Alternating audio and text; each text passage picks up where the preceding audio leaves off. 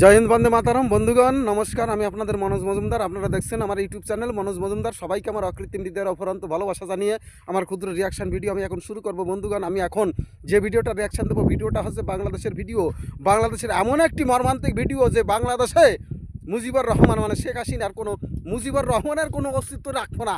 সে বঙ্গবন্ধু ভবন মানে ভাঙিয়ে চুরে তছনছ করে দিচ্ছে। মানে মুজিবর তো চলে গেছে, শেখ হাসিনার পালিও খাইয়েছে, সিঁড়ি খাই বেলাই দেবে।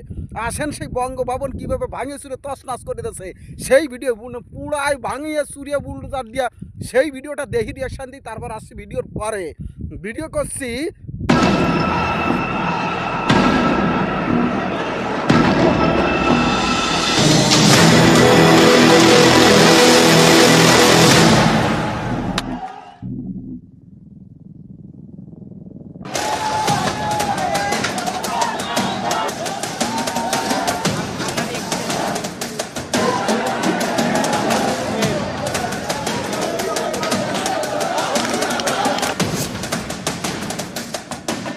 হ্যাঁ, একটা দালান ভেঙে ফেলতে পারে, ইতিহাস মুছতে পারবে না। একবার ভাঙলে আবার আমরা গড়তে পারবো। এই বাংলাদেশ আবার মাথা তুলে দাঁড়াবে। বুধবার ঢাকায় আবারও তাণ্ডব, আবারও নিশানায় বঙ্গবন্ধু শেখ মুজিবুর রহমানের বাসভবন। কয়েক ঘন্টায় ধ্বংস করে দেওয়া হলো বঙ্গবন্ধু ভবন।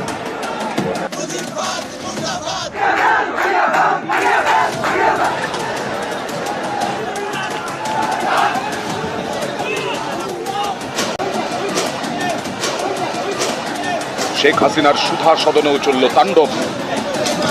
যার জন্য স্বাধীনতা তার বাড়িতেই হামলা। এই তাণ্ডব সহ্য করতে পারেননি, সরব হয়েছিলেন, তাই এই মহিলাকে ঘিরে ধরে নির্যাতন করা হয়। বুধবার রাতভর ঢাকার ধানমন্ডিতে ধুন্ধুমার। ফেব্রুয়ারিতে বাংলাদেশ জুড়ে কর্মসূচি ঘোষণা করে আওয়ামী লীগ। এ নিয়ে শুরু থেকেই সুর চড়ায় হাসিনা বিরোধীরা। বুধবার রাত 9টায় ভার্চুয়ালি ভাষণ শুরু করেন শেখ হাসিনা। পাল্টা হাসিনা বিরোধীরা আগেই হুঙ্কার দিয়েছিল, হাসিনা ভাষণ শুরু করলেই বঙ্গবন্ধু ভবনে তাণ্ডব শুরু হবে। সেই মতো প্রস্তুতিও নেওয়া হয়। শুরু হয় মিছিল, বুলডোজার নিয়ে মিছিল।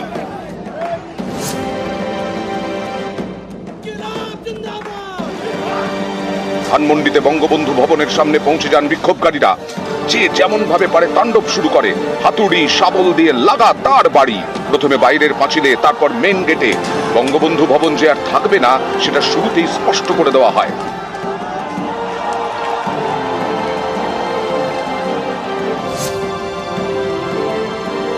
বঙ্গবন্ধু ভবন ভাঙার জন্য নিয়ে আসা হয় ক্রেন। এক্সকাভেটর দিয়ে বঙ্গবন্ধু ভবন ভাঙা শুরু করে বিক্ষোভকারীরা। 1 ঘন্টা ধরে চলে তাণ্ডব। আগুন ধরিয়ে দেওয়া হয় বঙ্গবন্ধু ভবনে।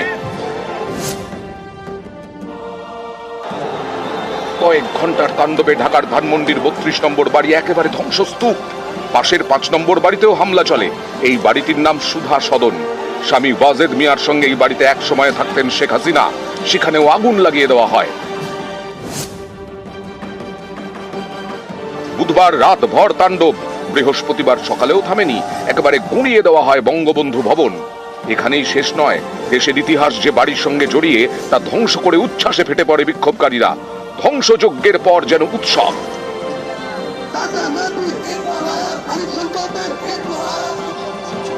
বুধবার রাতে যখন ধানমন্ডিতে তাণ্ডব চলছিল তখন ভার্চুয়ালি ভাষণ দিচ্ছিলেন শেখ হাসিনা। আর 32 নম্বর, আজকে সেই বাড়িটা ভেঙে ফেলা হচ্ছে।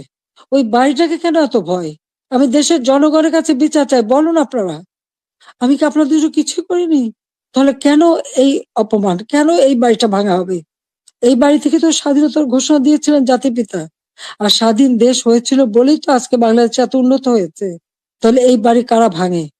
আমি আপনাদের কাছে, দেশের জনগণের কাছে বিচার চাই। গুঁড়িয়ে দেওয়া হলো বঙ্গবন্ধু ভবন। সুধা সদনে আগুন দেওয়া হলো, কিন্তু প্রশাসন কিছুই করল না। এই তাণ্ডবকে কার্যত সমর্থন করছে বাংলাদেশের তদারকি সরকার।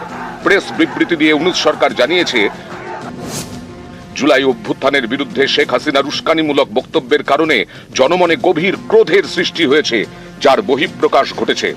গত 6 মাসে 32 নম্বর বাড়িটিতে কোনো ধরনের আক্রমণ ধ্বংসযোগ্য হয়নি। গতকাল রাতে এটি ঘটেছে পলাতক শেখ হাসিনার বক্তব্য ঘিরে। হ্যাঁ, একটা দালান ভেঙে ফেলতে পারে, ইতিহাস মুছতে পারবে না। একবার ভাঙলে আবার আমরা করতে পারবো। এই বাংলাদেশ আবার মাথা তুলে দাঁড়াবে। গত জুলাই উত্তাল হয় বাংলাদেশ। নিশানায় ছিলেন মুজিব কন্যা শেখ হাসিনা। তিনি তখন বাংলাদেশের প্রধানমন্ত্রী। গত 5ই আগস্টে তিনি দেশ ছাড়েন। সেদিনও ধানমন্ডিতে এই বঙ্গবন্ধু ভবনে তাণ্ডব চলে। সেদিন বাড়ির যতটুকু বেঁচে ছিল বুধবার সব ধুলোয় মিশিয়ে দেওয়া হয়। এই বাড়িটাই ছিল বঙ্গবন্ধু শেখ মুজিবুর রহমানের ঠিকানা। এই বাড়ি থেকেই বাংলাদেশের স্বাধীনতা ঘোষণা করেন সে দেশের জাতির জনক। বাড়িতে মিউজিয়াম তৈরি করেন শেখ হাসিনা। ঐতিহাসিক সেই বাড়ি ধ্বংস করে দেওয়া হলো। হ্যাঁ, একটা দালান ভেঙে ফেলতে পারে, ইতিহাস মুছতে পারবে না। একবার ভাঙলে আবার আমরা করতে পারবো। নিউজ 18 বাংলা।